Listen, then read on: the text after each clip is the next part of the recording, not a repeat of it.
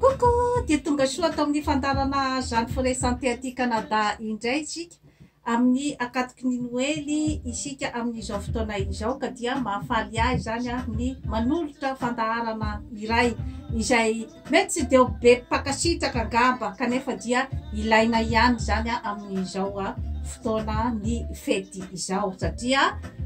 ny famafao be ihany ny karazana fihetsem-po ny fientanam-po be loatra ka mila zany lanjalanjaintsika ihany koa zany ny sakafo izay miditra ao anatin'ny tenatsika. Ny resantsika anio zany dia mikasika ny siramamy. Inona ny atao hoe rage du sucre. Efa nresako teto ny rage du volant, ny rage du terrain. Androany indray zany dia misy ny atao hoe rage du sucre. Izany hoe io karazana rage du sucre io zany dia hitatsika amin'ny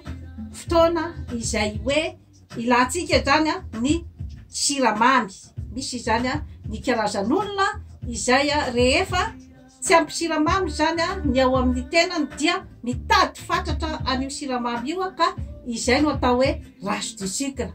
Matetika zany io zavatra io dia mitranga rehefa amin'ny 2-10 ora ohatra le ora alohan'ny isakafoanana ireny na amin'ny fotoana izay hoe mahareradraraka dia misy karazan'olona zany izay manao an'izay hoe rage du sucre zay, izany hoe te hinana siramamy mafy dia mafy zany ka io zany dia ny tsirairay ihany no mandre azy ka ohatraohatry ahoana zany ny fipetraka izay hoe rage du sucre zay. Izany hoe rehefa matetitetika zany amin'ny 2-10 amin'ny 12 eo zany ny olona anankiray dia kizitijitina tesitra ary dia maheno fa tena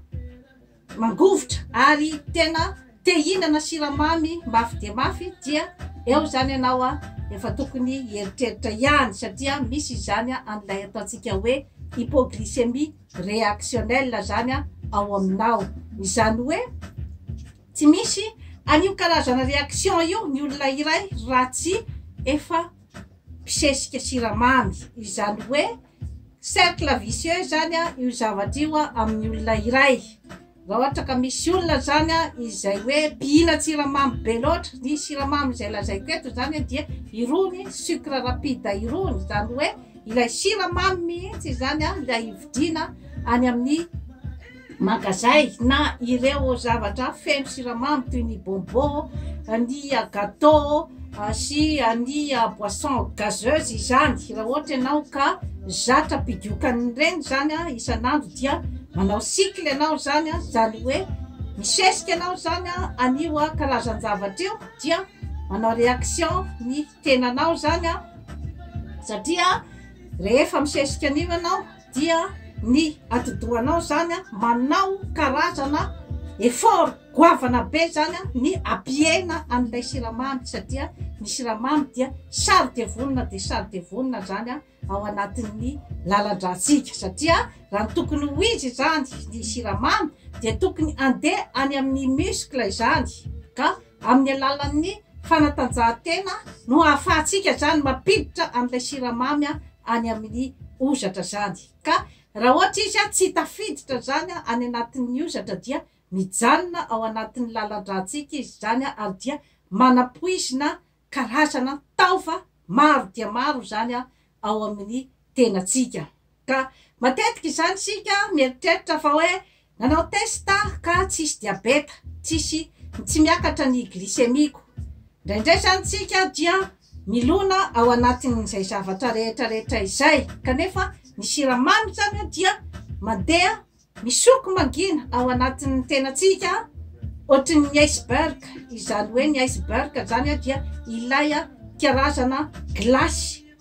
longa glasy ngeza dia ngeza zany tsy hita aty ivelan'ny ranomasina io zany fa ao ambany ranomasina izy ka rehefa tsy hitan'ny radara ny sambo zany io zavatra io tsy hitany diany mialoha dia iny zany ny sambo idona amin'ny iceberg ka dia loza dia loza ny aterany rehefa hoe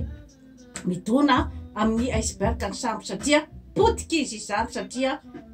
mahery vaika dia mahery vaika matanjaka izany iceberg izany ka tsisy afan'izany koa zany a ny finanana ny siramamy a izay a miotrika manimba an'ireo karazana taovao amintsika dia ny fo izany a ny lalandra ny rein ary ny fahatsetse-man'ny lalandra izay mitondra ny accident vasculaire izany indrindrandrindra koa zany dia ny lalandra any amin'ny atidohantsika hitantsika amin'izany zany a ny faharavana izay apetraky ny siramamy ny fihinanana siramamy be loatra ka tandremo zany a amin'ny fety amin'izao fotoana izao dia mandeha ny fihetsem-po ary dia miakina ihany koa zany a amin'ny hoe tsy fikontrôlena ny fihinanana azy zany ny siramamy satria misy zany a ilay karazana pulsion izay efa noresahako teto dia ny fanirina tsy hay tomaina anatanteraka zavatra iray ka ao anatin'ny karazana pulsion ihany koa zany a ilay ataontsika hoe zany hoe rage du sucre. Ny tenenako zavatra ohatran'izany mantsy dia ampahatsehivako atsika ny fombafomba madinidinika izay hoe maro ny sarambabe-bahoaka zany izay tsy mahatakatra azy satria amin'izao fotoana izao dia tsy betsaka zany ny tsy mahakontrôle ny zavatra hohaniny ka rehefa ao anatin'ny émotion izy na ao anatin'ny ataontsika hoe karazana sorosorotsaina dia mitady amin'ilay siramamy izy zany a anaovany karazana compensation zany a amin'ny sorosorotsaina izay mahazo azy a indrindra moa zany a dia ny vehivavy a rehefa misy ny areti-pity na ny zavatra irehetra izay a manorosory azy ka io siramamy io zany a dia azo sorohana ny karazana hoe fiakinan-do satria ao anatin'ny fiakinan-do ihany koa ny fihinanana ny siramamy mampiome dia mampiome ny olona sasany izay hoe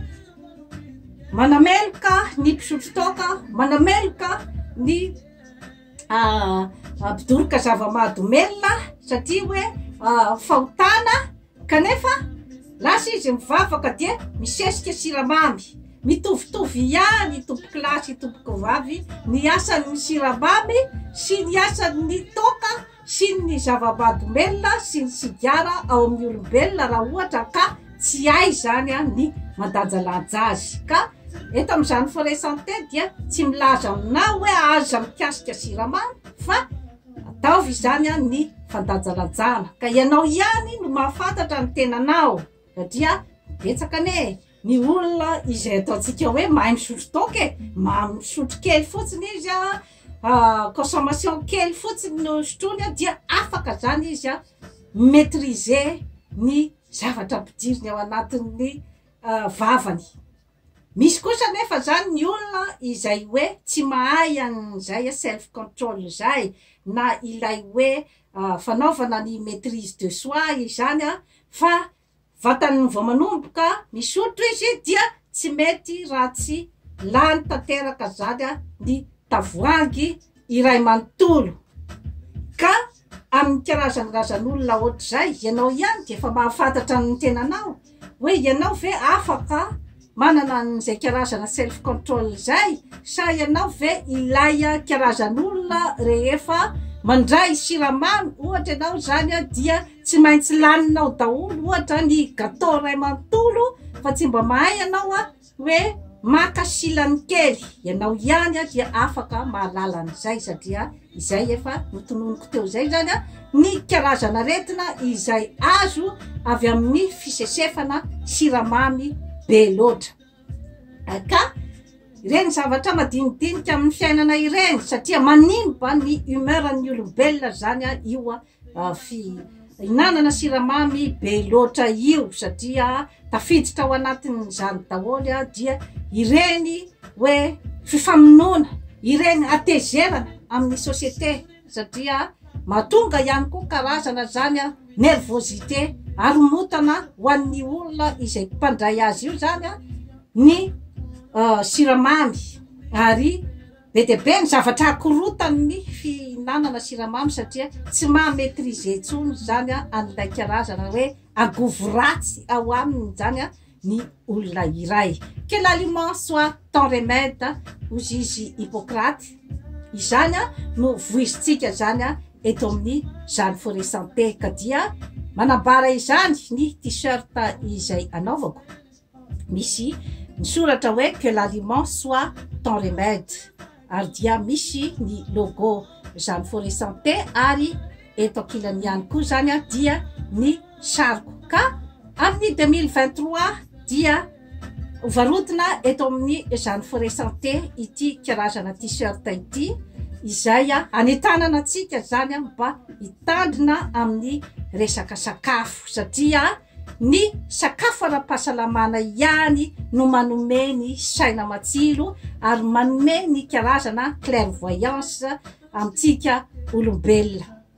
Ity t-shirt ity zany dia ato amin'ny Jeanne Forest Santé ihany no ivarotana azy fa raha misy zany mivarotra an'izany any an-tany-kafa dia fangalarana tompoko lahy sy tompoko vavy ka dia azo toriana. Ny livre vert du bonheur izay nosoratako dia manamarina ihany koa an'izany hoe karazana zava-doza ateraky ny fisesefana siramamy izany ka misy extrait kely zany izay hoe ovakiko aminareo. Le mal du sucre selon Daniel Staranki. Le mal du sucre, c'est 13 millions d'Africains arrachés à leur pays, privés de leur liberté, tués dans leur âme, couchés, enchaînés comme du bétail dans des cales de bateaux, infestés de vermine, puis vendus dans le nouveau monde pour travailler, courbés, fourbus et affamés dans les plantations de canne à sucre. Ce n'est pas l'amour qui mène le monde et qui ne l'a jamais mené, c'est l'appétit. Et dès la création de l'homme et jusqu'à ce jour, il fut encore la cause pitoyable de la déchéance, de sa misère et de son retour à la poussière. Selon le docteur Stephen Gayland, médecin, il n'y a probablement aucune maladie aujourd'hui qui cause une souffrance aussi généralisée, tant de mauvais rendements et de perte de temps, tant d'accidents, tant de foyers brisés et de suicides que l'hypoglycémie. L'hypoglycémie est une maladie d'une civilisation érigée sur une consommation abusive des sucres et de farine blanche. On pourrait aussi ajouter de caféine et de viande et abreuver de stress. Ces hydrates de carbone, glucides de fabrication humaine ont entraîné chez une proportion efférente de la population occidentale un métabolisme anormal de glucose qui se manifeste par un taux de glucose qui reste bas avec persistance. L'hypoglycémie avec ses causes, ses symptômes, les moyens de la dépister par le test d'hyperglycémie provoqué et son traitement par un régime excluant tout sucre et tout hydrate de carbone raffiné est connu depuis 1924. Un psychiatre à l'université of Cincinnati College of Medicine en Ohio, aux États-Unis, le docteur Harry Salger, après 10 ans de recherche sur l'hypoglycémie, a confirmé ses déclarations en affirmant « Je crois que l'hypoglycémie est une des causes les plus courantes des maladies neuropsychiatriques et qu'elle est causée par des changements dans les habitudes alimentaires de l'homme. » Le docteur Gayland a fait la liste des symptômes de l'hypoglycémie. Nervosité, irritabilité, épuisement, évanouissement, tremblement, sueur froide, période de faiblesse, fatigue, dépression, étourdissement, vertige, somnolence, maux de tête, troubles digestifs, manque de mémoire, insomnie, soucis constants, anxiété, confusion mentale, tremblement intérieur, palpitation du cœur, douleurs musculaires, engourdissement, comportement insociable, antisocial, caractère indécis, crise de larmes, manque de libido chez les femmes, impuissance sexuelle chez les hommes, allergie, manque de coordination, crampes dans les jambes, manque de concentration, vision embrouillée, crispation des muscles, sensation de picotement et de fourmillement sur la peau, suffocation, crise d'étouffement, titubation, soupir et bâillement, inconscience, cauchemar, arthrite rhumatoïde, phobie, peur, neurodermatose, intention suicidaire, dépression nerveuse, convulsions. Il ne faut pas oublier que dans les mal du sucre, il y avait aussi le complot des élites africains avec l'Occident pour vendre leurs compatriotes. C'est la pire des malédictions. Zay zavatra rehetra izay zany dia tao anatin'ny fikarohana daholo ka raha ohatra ianao zany ka manamanana an'ireo karazana symptôme izay tanisaiko teo zay zany dia efa mieritrereta ihany ka ny zavatra tokony ataonao zany dia mandeha zany any amin'ny dokotera manontany azy hoe mba afaka ve ianao manao an'ilay test atao hoe hyperglycémie orale provoquée HGPO, izany hoe eo zany no ahafantarana hoe tsy mahazaka siramamy ianao na dia mbola tsy déclaré diabétique ianao zany efa misy ihany koa zany ny ataontsika hoe pré-diabète zay tena loza dia loza zany ao amin'ny population ary io no tena mamono mbola tanora zany ny population iray satria raha ohatra ka efa tsy misakafo ara-pahasalamana ny olona iray kanefa mbola misotro toka midoroka zava-mahadomelona sy manao an'ireny hoe karazana filibana amin'ny endriny samihafa ireny zany dia eo zany no matetika mamono ny population iray ka fampitandremana ihany zany ny tokony ataonao zany mba tsy apisy an'ilay hoe karazana filana ny te hihinana siramamy foana zany siramamy mahery vaika moa zany no tiako